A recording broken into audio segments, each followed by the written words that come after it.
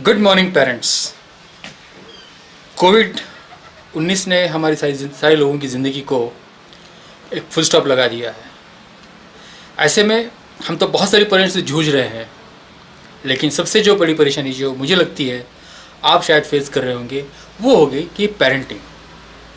वैसे तो पेरेंटिंग के बारे में हम लोग बहुत सारे सेमिनार सुने होंगे, देखे होंगे, सोशल मीडिया पर तो इसका बहुत कुछ पढ़ा है, लेकिन हमारी पेरेंटिंग ऐसी चैलेंजिंग क्यों हो गई है?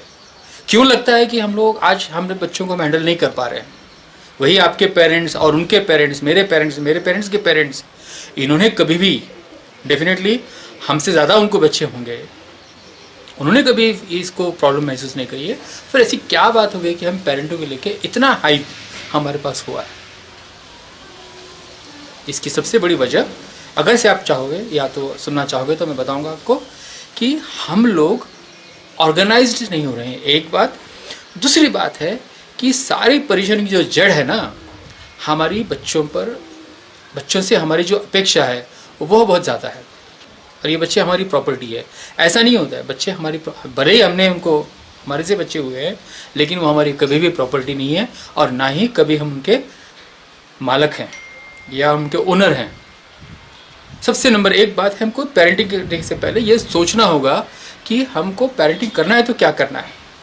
मैं एग्जांपल देना चाहूँगा कि मैं जब बच्चा था तो मेरे ही पेरेंट्स थे। अनफॉर्चुनेटली मेरे पापा, मैं जब 10 साल का था वो जा चुके थे, और पूरी रिस्पॉन्सिबिलिटी जो है वो मेरी मम्मी पर थी। और उन्होंने जो हमारी परवरिश करी है, जो भी हमारे 4 भाई बहन हैं, जैसे भी हैं, हम लोग एक रिस्पॉन्सिबल सिटीज़न की तरह काम करते हैं। तो उन्होंने क्या किया था, सबसे पहले हमें बहुत सारी रिस्पॉन्सिबिलिटीज देना शुरू कर दी थी। इसलिए नहीं कि उनको पेरेंटिंग का आर्ट पता था या उनको पेरेंटिंग कैसे करते पता था, इसलिए कि हमारी वो नीड थी। अगर से रिस्पॉन्सिबिलिटी नहीं देते तो हम काम कैसे करते, घर कैसा चलता। तो सबसे पहले नीड हमारी थी कि रिस्पॉन्सिबिलिटी हमको आ गई, हमारी ज़रूरत थी। आज ऐसे नहीं हो सकता। और मैं जो कह रहा हूँ, मैं एक अकेला इंसान नहीं हूँ कि जिसने बचपन में रिस्पॉन्सिबिलिटी है। मेरे जैसे और हज़ारों भी लोग होंगे, आप में से भी बहुत सारे लोग होंगे। लेकिन सबसे बड़ी इंपॉर्टेंट बात आपको समझनी होगी कि अब हमारे पेरेंट्स के और आपके बीच में जो सबसे बड़ा अंतर है कि हम लोग बहुत एफ्लुएंट सोसाइटी को बिलोंग करते हैं। हमारे पास में बच्चों को देने के लिए सब कुछ है, हम चाहे तो दे सकते हैं और हम देते भी हैं। और सबसे बड़ी गड़बड़ यहाँ होती है, क्या होता है कि हम देने के चक्कर में इतना सारा देना शुरू करते हैं, और देने के साथ साथ हम अपेक्षा भी उनसे करना शुरू कर देते हैं। माने हम लोग डायरेक्टली और इनडायरेक्टली बच्चों के साथ में हम व्यवहार कर रहे हैं, गिव एंड टेक का व्यवहार कर रहे हैं। और ये सबसे बड़ी हमारे परेशानी हो सकती है, या हमारी सबसे बड़ी प्रॉब्लम की जड़ हो सकती है। मैं नहीं कह रहा हूँ कि बच्चों से अपेक्षा करो, लेकिन क्या अपेक्षा करना चाहिए ये हमें समझना होगा। और ये जब हम समझ जाएंगे तो सबसे पहले हमारी पेरेंटिंग सबसे बेस्ट होगी।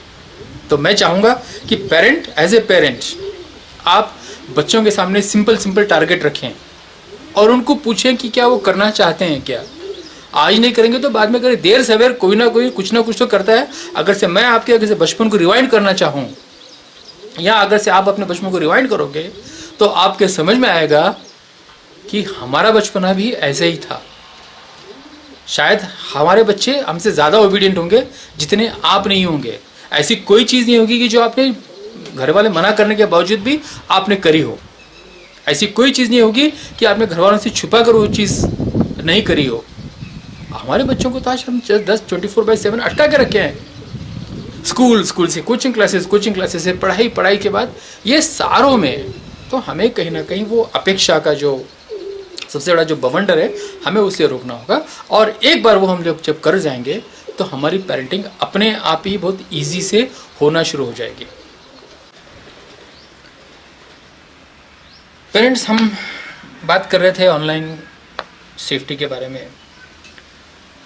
क्या लगता है आपको कि हम कई बार एज ए पेरेंट भी हम लोग कई सारे मैसेज डालते हैं, फिर उसको डिलीट कर देते हैं। क्या लगता है, मैसेज डिलीट होते हैं? ये जिस तरीके से कोई चीज़ हमारे दिल में एक बार आ जाती है वो कभी डिलीट नहीं होती, उसी तरीके से ऑनलाइन कोई चीज़ अगर से एक बार चली जाती है वो कभी भी डिलीट नहीं होती है। ये उनके डेटाबेस में हमेशा हमेशा हमेशा के लिए रहती है। तो ये दिमाग में से निकाल देना चाहिए आपने भी, और बच्चों को भी बताओ। हम कई बार देखते हैं कि 13 साल के बच्चे बच्चियाँ, 14 साल के बच्चे बच्चियाँ अपने मोबाइल से या घर से फ़ोटोज़ अपलोड करते हैं। बहुत अच्छी बात है एक हिसाब से, लेकिन क्या ये कितना सेफ़ है? और एज ए पेरेंट, जब हम पेरेंटिंग की बात कर रहे हैं, तो मुझे लगता है कि 21वीं सदी के पेरेंट्स के लिए ये सबसे बड़ी बात है कि हमको ऑनलाइन पेरेंटिंग करना बहुत बहुत ज़रूरी है। ऑनलाइन पेरेंटिंग का मतलब मेरे लिए कि ऑनलाइन चीज़ों को कैसे हैंडल करना चाहिए, सोशल मीडिया को कैसे हैंडल करना चाहिए, ये हमें बताना बहुत बहुत बहुत ज़रूरी है। तो सबसे पहले हमको क्या करना होगा इसके अंदर एज ए पेरेंट, हमें चेक्स एंड बैलेंसेस, ताकि वो वेब कैम यूज़ नहीं हो रहा है उस बात का आपको ध्यान रखना पड़ेगा, या कौन सी चीज़ें वो डाल रहा है, कौन सी चीज़ें नहीं डाल रहा है वो डालना पड़ेगा। दूसरी बात बहुत इंपॉर्टेंट है, हमें बच्चों को ये क्लियर बताना पड़ेगा, देखो बेटा बच्चों, ये जो भी चीज़ आप डाल रहे हो ना, वो कभी डिलीट होने वाली नहीं है। तो डालने से पहले 100 बार सोचो। आपको अपडेट करने का बहुत शौक है अपने आप सोशल मीडिया में, अपने आप को या स्टेटस में डालने का शौक है, देख लेना कि आप क्या डाल रहे हो और क्या सोच रहे हो। ये बहुत बहुत ज़रूरी है, चाहे वो वीडियो हो चाहे वो पिक हो। तीसरी इम्पोर्टेंट बात है कि आप कौन सी साइट्स एक्सप्लोर कर रहे हो और क्यों कर रहे हो, क्यों करना चाहिए और क्यों नहीं करना चाहिए, ये भी जानना बहुत बहुत ज़रूरी है। ये 3 इम्पोर्टेंट बातों के साथ साथ चौथी जो इम्पोर्टेंट बात हमारे लिए है कि हमारे कंप्यूटर सिस्टम में, या बच्चा जो भी कंप्यूटर यूज़ कर रहा होगा, मोबाइल कर रहा है, वहाँ पे सेफ सर्च हमको डालना पड़ेगा सिस्टम के अंदर, ताकि वो जब भी सर्च करे तो उसको कोई गलत साइट उसके सामने नहीं आए। कई बार ऐसा होता है, बच्चे गलत साइट देखते हैं, समझ में नहीं आता है, देखते रहते हैं उसको, और उसकी कीमत फिर शायद हमको बहुत बड़ी बाद में शायद चुकानी पड़ सकती है। फिर घर में भी अभी हम देख रहे हैं कि हम लोग बहुत ज़्यादा कंप्यूटर से या सोशल मीडिया से, बहुत ज़्यादा मोबाइल के साथ जुड़े हुए हैं। कई सारे पेरेंट, हम बाथरूम में भी कभी कभी शायद मोबाइल लेकर जाते होंगे। हमको इतना ना उसकी आदत सी पड़ गई है, मुझे लगता है कि यार वो आदत ही नहीं है, शायद हमारा कोई वो ऑब्सेसिव कोई डिसऑर्डर होगा या हमारी कोई बीमारी होगी, हम मोबाइल हमारे लिए सबसे प्यारा हो गया। लेकिन ये लत अगर से नहीं चाहिए तो घर में हमें ऐसे कुछ स्पेसेस तैयार करने होंगे। मैंने बीच में एक बहुत अच्छा वीडियो देखा था, एक सोशल पार्टी में कुछ पेरेंट्स, अब तो पार्टी भूल जाइए, तब की बात है जब कोविड नहीं था, वो उन दिनों की बात है जब कोविड नहीं था। तो पार्टी में आने से पहले जो होस्ट थे पार्टी के, उन्होंने सारों के मोबाइल फ़ोन जो है जमा कर लिए थे, ताकि वहाँ जब आए तो लोग मिलकर मिलने के लिए आए हैं, बात करने तो बात करें, ना कि अपने अपने मोबाइल पे लगे रहें। तो हमें इसी तरह से अपने घर में कुछ दिन के कुछ फिक्स आवर्स फिक्स करने पड़ेंगे, या कुछ जगह ऐसे फिक्स करने पड़ेगी जहाँ पे कोई भी इलेक्ट्रॉनिक डिवाइस आपका वहाँ पे नहीं रहेगा, कंप्लीट डिवाइस फ्री। अब ऐसी कौन सी जगह हो सकती हैं? एक है, मेरे को लगता है जहाँ पे खाना खाने की जगह होगी, सबसे इम्पोर्टेंट है। दूसरा है ड्राइंग रूम में, जैसा हमारा जो हॉल जब जिसके कहते हैं, वहाँ पर नहीं होना चाहिए। क्यों? ये जगह जो है हमारे बातचीत करने का, हमारे साथ आपस में फिजिकली इंटरेक्ट करने का, ये वो जगह होती है। इस जगह को वही रखिए, उसको ना कि आप सोशल मीडिया के लिए बनाएं। या सुबह नाश्ता, जब भी आप डाइनिंग टेबल पे हो, चाहे सुबह का नाश्ता हो, दोपहर का लंच हो, या शाम का डिनर हो, या चाय पे बैठे, जब भी होंगे, ऐसे घर के कुछ जगह फिक्स कर लीजिए जो डिवाइस फ्री है, वहाँ पर कुछ नहीं होगा। हमारे घर में मैंने शुरू किया था, हमने बोला था कि हमारे घर में एक ही टीवी होगा, तो रूम में कोई टीवी नहीं होगा। वजह क्या थी उसकी कि भाई पहले तो टीवी अगर से है तो सब कम से कम साथ में चुप बैठकर क्यों ना सब साथ में देख रहे हैं। अगर से रूम में टीवी लगा दोगे तो क्या होगा? रूम में जाएंगे तो 7 बजे के बाद में घर चले जाएंगे, तो अपने रूम में बैठेंगे, टीवी देखेंगे, और वो तो हॉस्टल की तरह हो गया। फिर तो सुबह मम्मी ने आवाज़ लगाई, सारे धड़ धड़ नीचे उतरे, नाश्ता किया, काम किया, फिर ऊपर चले गए। हम क्या हॉस्टल में रह रहे हैं? ये हमारा घर है, हमें ये नहीं भूलना चाहिए। और ये घर किससे बनता है? ब्रिक से बनता है? नहीं, इसमें रहने वाले इंसानों से बनता है।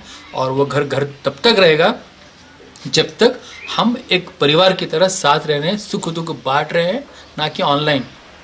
हम फिजिकली बात करके चीज़ों से डिस्कस कर रहे हैं। जिस दिन ये नहीं होगा, समझ लेना आपका घर 5 स्टार होटल बन गया है।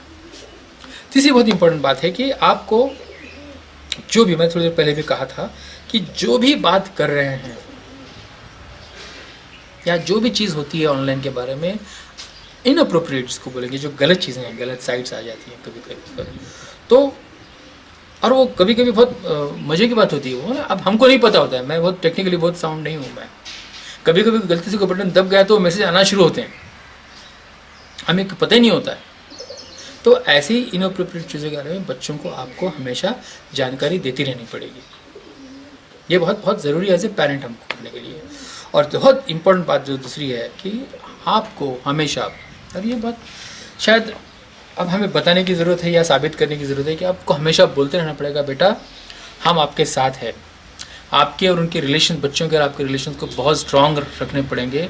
उनको विश्वास दिलाना होगा कि कुछ भी हो जाए, बचपन में करते होंगे, आपको याद होगा, मैं हमेशा बोलते रहता हूँ ये, जब आपके बच्चे 2 साल के होंगे, 1 साल के होंगे, 6 महीने के होंगे, तो आप बच्चों को जो है ना ऐसे उठाकर ऊपर फेंकते थे और उसको कैच करते, किया कि नहीं कभी आप लोगों ने? तो बच्चों को भी रोते हुए देखा आपने? नहीं, बच्चा हमेशा मुस्कुराते हुए नीचे आता है। क्यों? सोच के देखिए। इसलिए कि उसे विश्वास है कि मेरे पापा मुझे कभी भी गिरने नहीं देंगे। और वही विश्वास जैसे जैसे बच्चे बड़े होते हैं वो कम होना शुरू होता है। हमें वो विश्वास वहाँ पे देखना पड़ेगा। मैं कहानी सुनाता हूँ। एक बार एक बेटा अपने पिताजी के साथ नदी पार कर रहे थे और अचानक से नदी में तेज बहाव आ गया। तो बेटे ने बोला, पापा ने बोला, बेटा मेरा हाथ ठीक से पकड़ के रखो ताकि आप गिर नहीं जाओ या छूट नहीं जाओ। पता है बेटा क्या बोलता? पापा मैं नहीं आपका हाथ पकड़ूंगा, आप मेरा हाथ पकड़ो। पिताजी पूछते क्यों? बोलता है बेटा पापा मेरा हाथ तो छूट जाएगा लेकिन मुझे भरोसा है कि आप मेरा हाथ छोड़ने नहीं दोगे। और यही भरोसा हमें इस ऑनलाइन के ज़माने में भी बरकरार रखना है, कायम रखना है। ये बहुत बहुत इंपॉर्टेंट बात हो जाती है। नेक्स्ट है कि कंप्यूटर में थोड़ा सा प्राइवेसी सेटिंग वाला भी जो मैटर होता है वो भी थोड़ा सा हमको देखना पड़ेगा और हमारे बच्चों को बताना पड़ेगा कि कौन सी इन्फॉर्मेशन किसके साथ में कब शेयर करनी है या शेयर करनी है क्या नहीं शेयर करनी है। इतने भी अपडेट होने की ज़रूरत नहीं। इतने भी अपडेट मैं देख रहा हूँ कई बार वही लोग ट्रेन में बैठे हैं तो फ़ोटो निकाल रहे हैं, पहुँच रहे हैं तो फ़ोटो निकाल रहे हैं, खाना खा रहे हैं तो फ़ोटो। अभी तो मैं देख रहा हूँ ये कोविड के माध्यम से तो बहुत ज़्यादा हुआ है। तो कहीं ना कहीं हमको ये सारी चीज़ों को देखना पड़ेगा, हमें क्या दिखाना है पेरेंट्स को, लोगों को, और क्या नहीं दिखाना, चाहे मैं रिश्तेदार भी हूँ। तीसरी बहुत इंपॉर्टेंट बात है कि हमें कॉमन सेंस बताना चाहिए सोशल मीडिया के बारे में।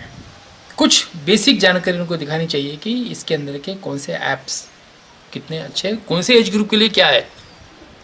और जब नहीं पता होता है ना तो फिर बहुत दिक्कत हो जाती है। बीच में कुछ आए थे ऐसे डेंजरस ऐप्स, तो क्या था हमको नहीं पता था।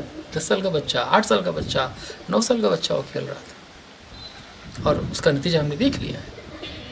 ये भी बहुत बहुत बहुत इंपॉर्टेंट बात है। ऐसे भी हम लोग, आप सारे लोग जो है ना 21वीं सदी के पेरेंट्स हैं तो आपके चैलेंजेस भी वैसे होंगे।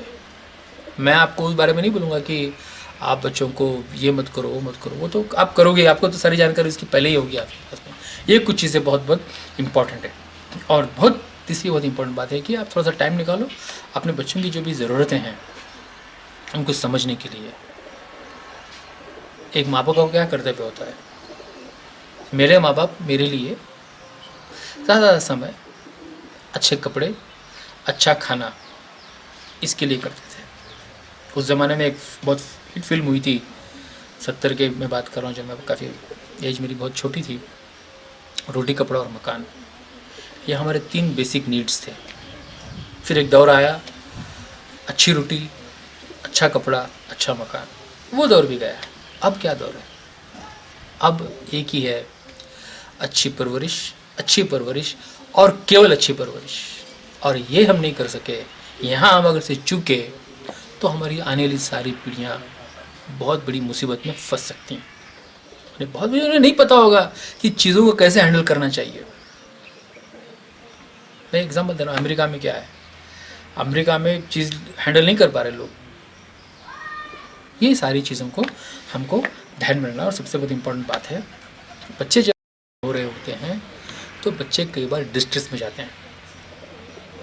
हो सकता है कोई उनको बुलिंग कर रहा होगा, बुलिंग का मतलब है कोई उनको धमका रहा होगा, या हो सकता है कि कोई उनके साथ ब्लैकमेल कर रहा होगा, या कोई कह रहा होगा उनके साथ में कोई दोस्ती करने के लिए कह रहा होगा, किसी चीज़ के लिए प्रेशर डाल रहा होगा, या कोई ऐसा गेम खेल रहे होंगे जिसकी वजह से प्रेशर में आ रहे होंगे। एज ए माँ बाप आपको वो समझना होगा। कई बार ऐसा होता है ना कि नहीं मेरा बच्चा तो कुछ नहीं कर सकता। कोई भी बच्चे के बारे में कोई भी माँ बाप गलत नहीं सोच सकते, सोचते भी नहीं है। लेकिन अगर से आप बच्चों को गौर से देखोगे, ये कैसे बहुत सिंपल है। बच्चा आपसे रोज हंस खेल रहा है, अचानक से बच्चा एकांत में चला जा रहा है, बात नहीं कर रहा है, या अचानक से गुस्सा हो रहा है, चिड़चिड़ा रहा है, तो समझ लो कि उसके ऑनलाइन के साथ कुछ ना कुछ गड़बड़ ज़रूर है। और टाइमली अगर से आप इंटरव्यू नहीं करोगे वहाँ पे, टाइमली आप अगर से वहाँ नहीं जाओगे, तो बच्चे के लेकर बहुत बड़ी समस्याएं आपको आगे आ सकती है। ये online education as a parenting, मुझे लगता है कि अगर से बोलते हैं कि सबसे पहले क्या करोगे आप, तो ऑनलाइन किस तरीके से बच्चों को किस तरीके से हैंडल करना चाहिए, ये एज ए पेरेंट बहुत बहुत बड़ी इम्पोर्टेंट जिम्मेवारी। गुस्सा बहुत बड़ी चीज़ है, और पेरेंटिंग में इसका बहुत बड़ा महत्व है। अगर से गुस्सा नहीं होगा तो क्या होगा, गुस्सा करना चाहिए कि नहीं करना चाहिए, और गुस्सा किस तरीके से करना चाहिए, ये बहुत बड़ी बात है। हमारे यहाँ देश में आमतौर पे डांटना, हर बार बच्चे को बेइज्जत करना हमारे देश में शायद बहुत आम है।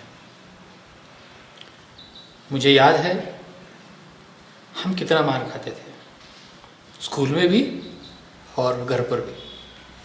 ऐसा एक दिन नहीं गया है जब हम कभी मार नहीं खाए होंगे, इसलिए कि हम हर बार गलती करते थे। बट कभी कभी बगैर गलती किए भी मारा खाते थे, कि तो हमारे पेरेंट्स को बहुत ज़्यादा गुस्सा था। मैंने थोड़ी देर पहले कहा मैं थोड़ा ज़िद्दी भी था, बट मेरे अकेले की बात नहीं थी। उस ज़माने में लगभग हर पेरेंट अपने बच्चों को कंट्रोल करने का सबसे आसान तरीका मानता था, वो है डांट, और दूसरी है मार। घर परिवारों में भी झगड़े की वजह जो होती थी, झगड़े होने की, वो होती थी गुस्सा। और गुस्सा वो अवस्था होती है जब जब व्यक्ति के अपने आप पर नियंत्रण जब व्यक्ति खो बैठता है, तब वो गुस्सा करता है। साइकोलॉजिकली इसके मैं डेफिनेशन में नहीं जाऊंगा मैं, कि तो मैं साइकोलॉजिस्ट नहीं हूं, लेकिन एक आम आदमी की तरह सोचो अगर से आप, तो हम अपना कहीं ना कहीं मेंटल बैलेंस खो देते हैं, और हमारे ब्रेन को हमारा जो हार्ट है वो ओवरपावर कर देता है, और हम कंट्रोल के बाहर चले जाते हैं। माने कि हम इमोशनली बहुत ज़्यादा एग्रेसिव हो जाते हैं। उसकी गुस्सा क्या कहेंगे, गुस्सा माने वो होता है। तो क्या आप ये बच्चों को, आज के बच्चों में गुस्सा करना चाहिए कि नहीं करना चाहिए, इसमें बहुत मतभेद है। विदेशों में बच्चों को गुस्सा नहीं कर सकते, यूरोपियन कंट्रीज में खास कर। गुस्सा करने से क्या होता है, गुस्सा करने से बच्चे में निगेटिव फीलिंग आना शुरू होती है, और वो धीरे धीरे करके बच्चा निगेटिविटी में जाता है, और उसे ये लगता है अगर से किसी को चुप बिठाना है, या अपने दिल की कुछ करवाना है, या अपनी बात मनवानी है, तो हमें आगे वाले को गुस्सा करना चाहिए, उसको डांटना चाहिए। इसी वजह से वो बच्चा उस तरीके से सीखना शुरू होता है। लेकिन सारी प्रोसेस में जो सबसे बड़ी बात जो होती है, वो होती है बच्चे का सेल्फ एस्टीम, उसका जो खुद की जो आत्मसम्मान है, वो धीरे धीरे कम हो जाना शुरू हो जाता है, और फिर वो डेयरिंग नहीं करता, वो कोई काम करने के लिए हिम्मत नहीं करता। उसे डर लगा रहता है कि अगर सब मैं कुछ करूँ डांट पड़ेगी, तो चाह कर भी नहीं कर सकते। तो मान के चलिए कि बच्चे की क्रिएटिविटी को खत्म करने का काम ये गुस्सा करता है, बच्चे की सोचने पर अंकुश लगाने का काम ये गुस्सा करता है। हमें बहुत सहज लगता है, हम उसके बाद में बच्चे का लाड़ भी करते होंगे, प्यार भी करते होंगे। वो एक मजे की बात कहता हूं मैं, एक बार ऐसा होता है कई बार कि बच्चा किसी चीज के लिए जिद करता है, जिद करे जा रहा है, माँ उसको इग्नोर कर रही है, और बच्चा कुछ है कि सुनने को तैयार नहीं है। और एक लिमिट के बाद मम्मी का गुस्सा इतना, मम्मी का या शायद पापा का गुस्सा इतना चरम पर पहुंच जाता है कि पिताजी या मम्मी उसकी जो भी होगी उसको डांट देती है, और कभी कभी उसको बहुत बुरी तरीके से पीट भी देती होगी। कुछ देर बाद क्या होता है, जब बच्चे को, जब मम्मी को या पापा को गिल्ट फील शुरू होता है, गिल्ट होता है उसके बाद, गुस्से के बाद नॉर्मली आदमी को गिल्ट होता है कि यार मैंने ऐसा क्यों किया। ये तो उस वक्त अपनी आदमी मेंटल बैलेंस खो चुका होता है कि थोड़ी देर में वो ठीक होता है तो सोचना शुरू करता है। उसके बाद क्या होता है, उस बच्चे को वही चीज दी जाती है जिसके लिए उसको मारा गया था।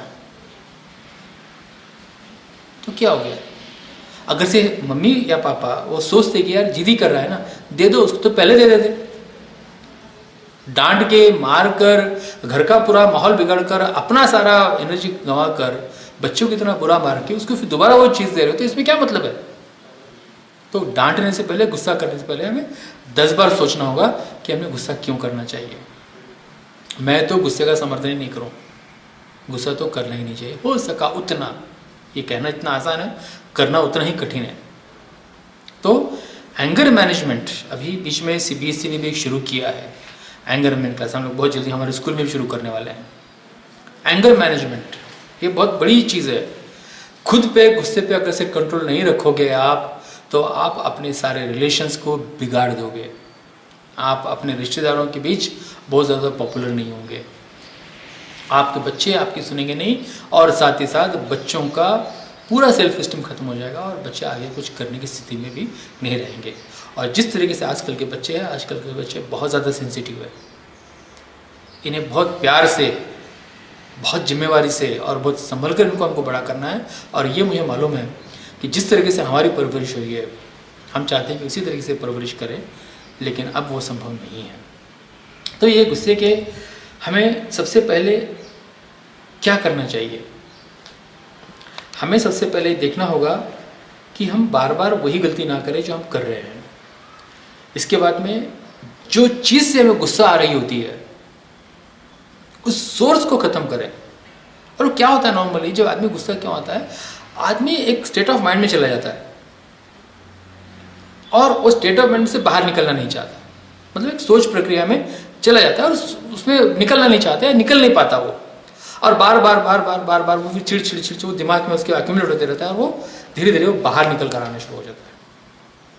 तो इसलिए हमें बहुत ज़रूरी है कि उस सोर्स को, जो भी है जहाँ से हमें गुस्सा हो रहा है, उसी को हमारे दिमाग में आने ही ना दें।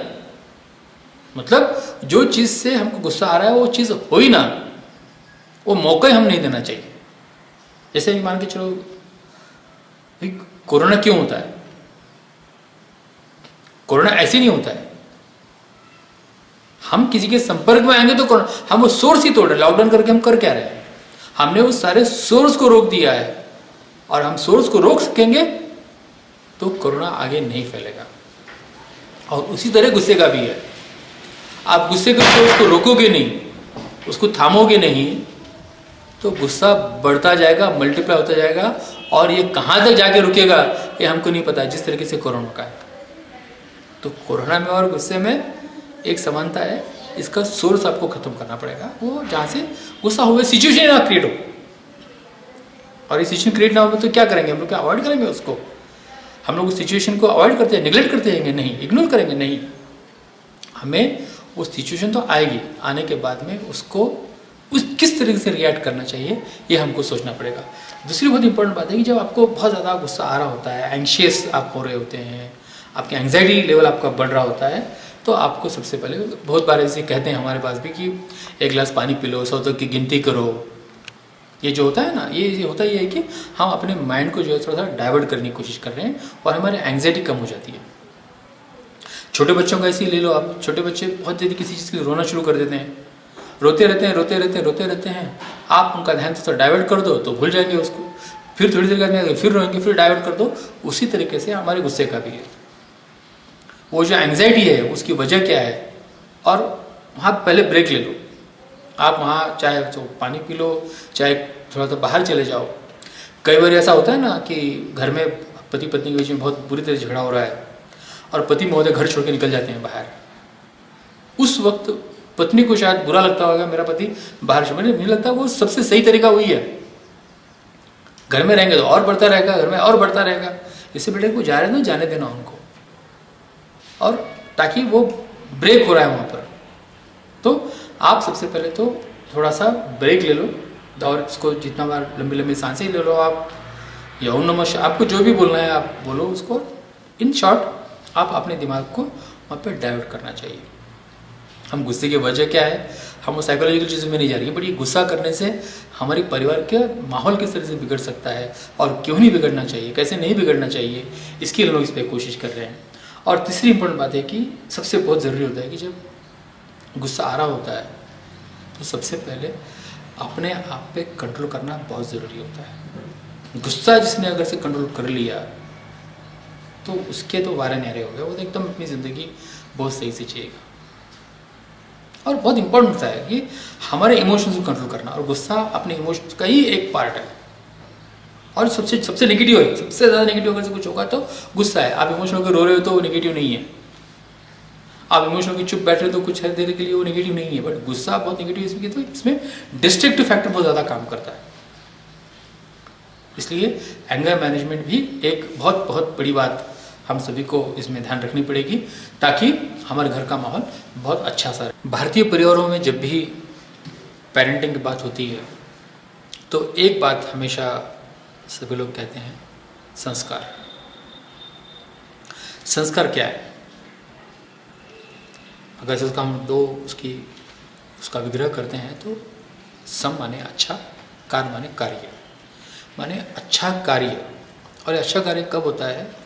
अगर से कोई चीज़ को बार बार करते रहेंगे तो वो संस्कार होता है। मैंने कहीं पढ़ा था, वो आपके साथ में शेयर कर रहा हूँ। अब अच्छे संस्कार की क्या है? अगर से बच्चा हाथ धो के खाना खा रहा है तो इसको क्या बोलेंगे आप? अच्छा संस्कार बोलेंगे? वो तो उसका कार्य है, वो कार्य कर रहा है, कृति है, वो तो कृति कर ही रहा है। लेकिन खाना खाने से पहले अगर से वो पूछता है कि घर के सभी लोगों ने खाना खाया है तो वो संस्कार है। संस्कार ये नहीं है कि बच्चा आपका सुने या बच्चा आपका कहने में रहे। मैं एक बहुत मज़े की बात कहता हूँ कि बच्चों को कभी भी ये मत समझो बच्चा आपकी अगर से सुन नहीं रहा तो वो संस्कार में नहीं है या संस्कारी नहीं है। यहाँ ना हमारी बहुत बड़ी प्रॉब्लम यहाँ पे होती है, बच्चा सुन नहीं रहा तो उसके ऊपर कोई संस्कार ही नहीं गिरे हैं, ये बच्चा बहुत जिद्दी हो गया, बच्चे पे कोई संस्कार नहीं है। नहीं, और वो इस तरीके के संस्कार डाले भी मत आप। इस तरीके के संस्कार एक समय ठीक रहे होंगे। जिस तरीके से स्कूल में पनिशमेंट देना एक समय ठीक रहा होगा, आज नहीं है। क्यों? कि समय बदल गया है। उसी तरीके से संस्कार में ओबीडियंसी नहीं होनी चाहिए। बच्चा नम्र रहे, विनम्र रहे, बच्चा दुराग्रही नहीं रहे, बच्चा किसी चीज़ को जिद ना करे। लेकिन इसका मतलब ये नहीं कि उसके विचार वो बोल रहा है तो आपका बंड कर रहा है या आपके विरोध में जा रहा है, हाँ, या आपका अनादर कर रहा है, बिल्कुल भी नहीं। ऐसा करोगे तो बच्चे की स्वतंत्र तरीके से सोचने की जो क्षमता है, जो जिसकी ज़रूरत भारत को बहुत ज़्यादा है, सोचने की आदत बहुत ज़रूरी है। अगर से आप जैसा बोलोगे वैसा सुनता जाएगा, या आपके आप विरोध में कुछ बोलेगा तो आप बोलोगे ये बच्चा मेरा अनादर कर रहा है, तो बच्चा धीरे धीरे करके उसकी सारी सोच खत्म हो जाएगी। वो बहुत ही आज्ञाकारी, इतना ज़्यादा आज्ञाकारी होगा कि वो दिल से कुछ भी नहीं कर पाएगा। उसकी सोचने की क्षमता, करने की क्षमता, उसमें इस तरीके का इतना ज़्यादा इन्फीरियरिटी कॉम्प्लेक्स आ सकता है कि वो कुछ भी नहीं कर पाएगा। क्या आप चाहते हो कि आपका बच्चा ऐसा बने? मैं तो नहीं चाहता। मैं इसका एग्जाम्पल देता हूँ। मेरे 2 बच्चे हैं, एक बेटा एक बेटी है। हाँ, बेटी जब मेरी 10th पास हुई थी तो उसको अच्छे नंबर थे और उसका पहले से डिसाइडेड था, और मैंने कभी भी मेरे दोनों बच्चों को आज तक कभी भी फोर्स नहीं किया। कि तो मुझे लगता है कि बच्चों को अपने इंडिपेंडेंट उनकी सोच है, गलती करेंगे तो हम संभाल लेंगे, जिस तरह से बचपन में संभालते थे आज भी संभालेंगे। वो सोच से मैं हमेशा से दोनों बच्चों की परवरिश मैंने उस तरीके से करी। अब कितना सक्सेसफुल हुआ कितना फेलियर हुआ ये तो वक्त बताएगा। तो हमने उसको साइंस लेने की इच्छा नहीं थी और मैंने भी फोर्स नहीं किया। मैंने एक बार पूछा बेटा आपको साइंस लेना चाहिए, बोली नहीं पापा मुझे नहीं करना है। मैंने ठीक है। फिर उसने मुझे बोला कि मुझे इंडिया के बेस्ट कॉलेज में मुझे आकर मुझे बीए में साइकोलॉजी में मुझे बीए करने में। बोला ठीक है। फिर मैंने बोला कि आप क्या करोगे। मैंने जैसे उसका 10th आसपास थी वो, मैंने उसको बोल दिया कि ये कॉलेज इंडिया के बेस्ट कॉलेजेस है और यहाँ पर आपको अगर से आर्ट्स में एडमिशन लेना है बीए में तो यहाँ पे 95% के आसपास आपको मार्क लेने होंगे। हमारे पास तो आर्ट्स की वैसे कोई वैल्यू नहीं है, बट मुंबई पुणे दिल्ली में जाओगे तो आर्ट्स जो अच्छे परसेंट लेते हैं ना, जो होशियार जो बच्चे होते हैं वो हमेशा ह्यूमैनिटीज़ में जाते हैं, मैंने आर्ट्स में जाते हैं। तो मैंने टारगेट रख दिया बेटा ये आपका टारगेट है, आपको डिसाइड करना है, मैं कुछ नहीं कर सकता। आपकी नांदेड़ में कोई भी अच्छे आर्ट्स के कॉलेज इंग्लिश मीडियम में नहीं है, आपको बॉम्बे पुणे दिल्ली देखना पड़ेगा। तो मैंने क्या किया, ना मैंने फोर्स किया ना उसके विचारों का अनादर किया, लेकिन मैंने उसके सामने टारगेट रख दिया और नतीजा ऐसा हुआ कि शी स्कोर्ड 92% मार्क्स। शायद मैं उसको साइंस ज़बरदस्ती लेके क्या करता, अगर से मैं उसको साइंस में करवा देता, मेरा आदर करके बच्ची कर भी लेती और 50-60% मार्क लेती तो कहाँ रहती वो, नांदेड़ के किसी कॉलेज में पढ़ रही होती, बीएससी कर रही होती और आगे क्या करती। तो हमेशा से विचारों का आदान प्रदान घर में होना चाहिए और बच्चा कोई अपनी बात रख रहा है वो आपका अनादर नहीं कर रहा। और मैं एक बात कहना चाहूँगा आपको बहुत दावे के साथ कि माँ बाप का अनादर बच्चे कभी भी नहीं करते, ना आपने किए हैं ना मैंने किया है और ना ही मेरे बच्चे करेंगे। विचारों में मतभिन्नता हो सकती है, हमारे विचार उनके विचार के, तो हम जिस तरीके से दुनिया को देखने की कोशिश कर रहे हैं उनका चश्मा अलग है, हमारा चश्मा अलग है। आपको कुछ देखना तो आपको चश्मा लगता है, वो बगैर चश्मे के देख सकते हैं। तो उनका दृष्टिकोण उनका नज़रिया हमसे बहुत अलग है कि तो वो अलग पीढ़ी में रह रहे हैं और उसका सम्मान हमको करना चाहिए, उसका सम्मान है। तो संस्कार की जब बात करें तो ये मत समझना कि बच्चा संस्कारी नहीं है। दूसरी एक बात आती है जब भी हम संस्कार की बात करें, शायद मैं थोड़ा ऑफ बीट बोल रहा हूँ, बुरा मत मानिएगा। संस्कार की बात आ रही है तो हम बहुत बार सुबह सुबह कर्मकांड जो धार्मिक विधि है जो हमारी पूजा पाठ करना है, पूजा पाठ से ज़्यादा अध्यात्म की तरफ उसको लेकर जाइए आप। अध्यात्म चिरकालीन है, अध्यात्म के अंदर समाधान मिलेगा आपको। कर्मकांड करने से क्या करेंगे, सारी पोथियाँ पढ़ डाली, अगर जो उसमें से कुछ नहीं समझ में आ रहा है तो उस पोथियों को क्या करोगे आप। उसको महाभारत रटवाने से महाभारत का उसको बोध दीजिएगा। गीता रटवाने के बजाय उसको गीता में क्या दिया है और उस गीता के उस पाठ को, गीता सबसे बहुत रिलेवेंट जो चीज़ जिसको बोलेंगे वो ग्रंथ है इस दुनिया का, वो आज की तारीख में भी फिट बैठता है, चाहे कोई भी हो जाए, कोई भी समस्या हो। तो हमको वो समझना पड़ेगा कि उसको वो चीज़ को पढ़कर वो कैसे अपना जीवन और इस समाज का कल्याण कर सकता है। तो वो संस्कार होने चाहिए। संस्कार वो होने चाहिए कि आपका आदर सदैव करता रहे, गरीबों की मदद हमेशा करते रहे, ज़रूरतमंद की मदद हमेशा करता रहे और स्वार्थी कम से कम बने। तो संस्कार दो प्रकार के हैं। घर में सारा टाइम बहुत धार्मिक है और बाहर जाके सारे गलत काम कर रहे हैं, क्या आप इसको संस्कार बोलोगे। संस्कार हमारे अंतरात्मा का विषय है और उसके अंतरात्मा को आपको एज ए पेरेंट जगाना पड़ेगा ताकि वो सदैव चाहे कोई भी काम कर रहा हो वो उसके साथ उसको रहने का